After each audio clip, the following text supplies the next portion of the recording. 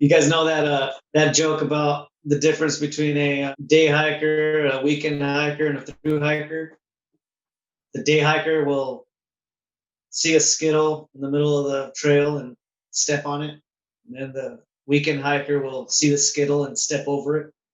And the through hiker will look at it, pick it up, and eat it. I'm slowly starting to realize in this podcast that I'm interviewing two hobos. It's at heart, man. At heart. You're gonna feed us after this, right?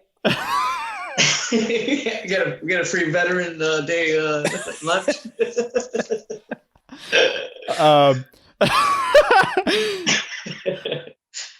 Yo, I was in Australia doing the whole like climber bum thing, and I was living in this little.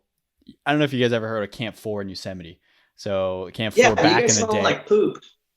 Yeah. Well, anyway, sorry. So Camp 4 in Yosemite was like all the climbers would hang out there and like in the 60s or 70s and whatever. And it was like a bunch of hippies and they'd smell bad and they'd just scrounge food from like the actual tourists that would pay for the attractions and whatever of Yosemite. But so I was kind of like, that's long gone since like Yosemite's so developed now and it's just the biggest like touristic park in the nation. Camp 4's still there. I have a picture there. Yeah, it's still there. It's still there, but I'm just saying like it's not the same like vibe anymore. But I don't even want to say this on the podcast, but because it's like a secret gem, but like there are those places in Australia at like camping or climbing campgrounds where it's still like that Camp 4 vibe of a bunch of homeless-ish climbers who were just hanging out, eating, like dumpster diving. And I hate to admit it, but I was dumpster diving and I could afford food, but like that was the culture and like how you did it and you live like nothing. And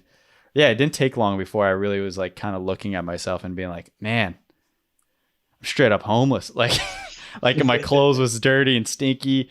I was like scroungy looking. The hair was always a mess. And I'd go into town for resupplies and I would, honestly, personally, I was like a little ashamed, and I think that just shows like a bit of my character. Like, not maybe society developed me into seeing that as wrong. It's just ego, man. It's just our ego that we carry with us, and shedding that ego and how much of it you can and for how long. I was the same way. We all come from big towns and big cities, or at least.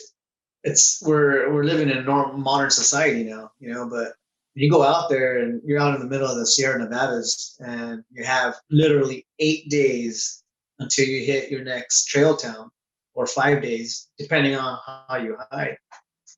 You're gonna develop some grit. You're gonna learn to really not care about how bad you smell. In fact, you don't even smell it anymore. I think.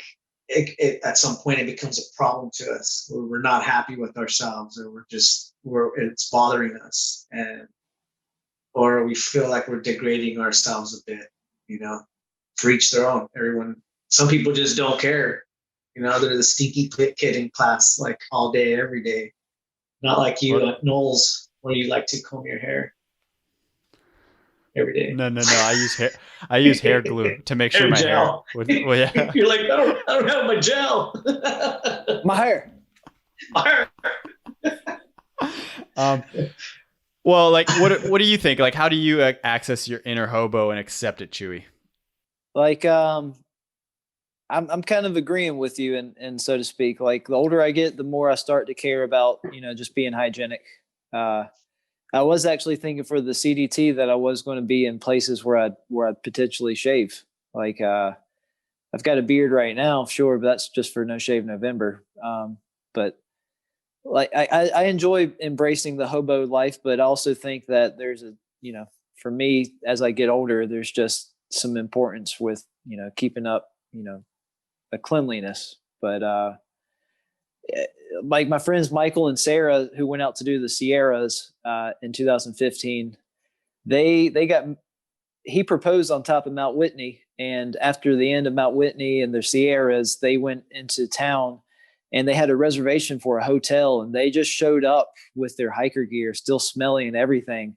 And the hotel tried to turn them away, but they were like, no, we got a reservation. This is our name. Here's our, driver license. And so that to me is part of the pressure that we're talking about, is like, people will stink eye us because we don't fit into what they say. But, and that to me is why I embrace sometimes the dirtiness of living, these ways as a way to wear it as a, badge of honor, like I'm dirty and I earned this.